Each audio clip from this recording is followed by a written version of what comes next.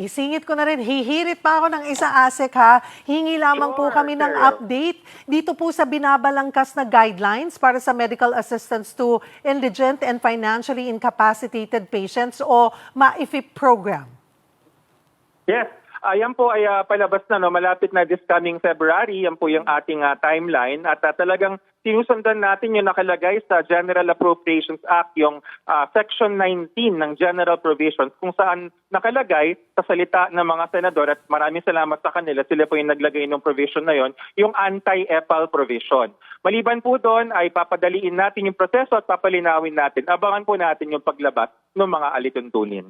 Muli, ASEC, paalalahanan po natin ang mga magulang ukol po sa kahalagahan ng bakuna, lalo na ngayon po nakakitaan nga natin o nakakita tayo ng pagtaas ng bilang ng may mga measles, tigdas at rubella. Opo, sa lahat po ng ating mga kapatid, lalo na mga magulang na may mga chikiting, kahalaga ho tayo, meron tayong Ligtas Tigtas campaign ngayon na nag-launch tayo dito sa Mindanao dahil nakitaan natin na medyo mataas yung mga bilang. Pero hindi po huli ang lahat. Sa katunayan, maaga po ngayon, magpabakuna tayo, ligtas at epektibo ang bakuna at mapipigilan nito ang pagkamatay dahil sa mga sakit tulad ng tigtas.